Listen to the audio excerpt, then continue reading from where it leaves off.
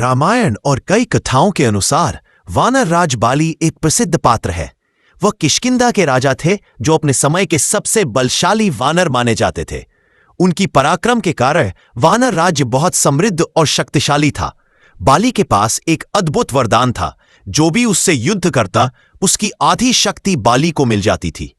इस वरदान के कारण कोई भी योद्धा उससे युद्ध में जीत नहीं सकता था। बाली ने असंख्य दानवों, राक्षसों और महाशक्तिशाली विरोधियों को अपने बल से परास्त किया था।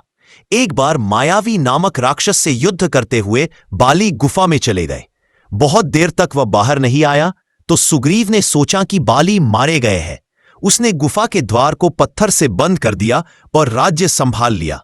लेकिन बाली जीवित था। जब वह लौटा और यह देखा तो उसने सुग्रीव पर विश्वासघात का आरोप लगाया और उसे राज्य से निकाल दिया। कहा जाता है कि एक बार बाली ने एक ऋषि का अपमान कर दिया था। उस ऋषि ने उसे शाप दिया कि यदि तू कभी ऋष्यमुख पर्वत के पास जाएगा तो तू वहीं मर जाएगा। इसी कारण से सुग्रीव ने शरण के लिए ऋष्यमुख पर्वत को चुना था। वहां बाली कभी नहीं जा सकता था।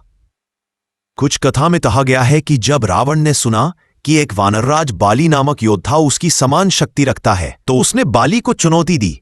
बाली ने बिना हथियार के ही रावण को पकड़कर अपनी बगल में दबा लिया और अपने दैनिक सूर्य प्रदक्षिणा में उसे लेकर घूम आया। रावण काफी लज्जित हुआ और बाली से मित्रता कर ली। कुछ ग्रंथों के अनुसार असुर सांबासुर और उलूकासुर नामक दो राक्षस थे जो दक्षिण दिशा में लोगों को सताने लगे। दोनों ने समुद्र तट के पास वानर नगरों को लूटा। बाली ने वहां जाकर दोनों का युद्ध में संहार किया। कहा जाता है कि बाली ने अपने हाथों से सांबासुर का सिर तोड़ दिया और उलूकासुर को समुद्र में फेंक दिया। इन असुरों के वध के बाद ही बाली को महाबली की उपाधि मिली।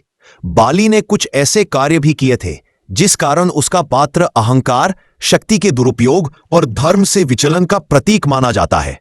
उसका वध यह दर्शाता है कि धर्म की रक्षा के लिए अधर्म पर प्रहार आवश्यक है, चाहे वह किसी भी रूप में हो। अपनी मृत्यु के समय बाली ने भगवान श्री राम से पूछा कि उन्होंने छिपकर उसे क्यों मारा। तब भगवान श्री राम ने समझाया कि तुमने अपने भाई की पत्नी को छीनकर धर्म विरुद्ध कार्य किया था और इसलिए तुम्हारा वध धर्म के अनुसार है।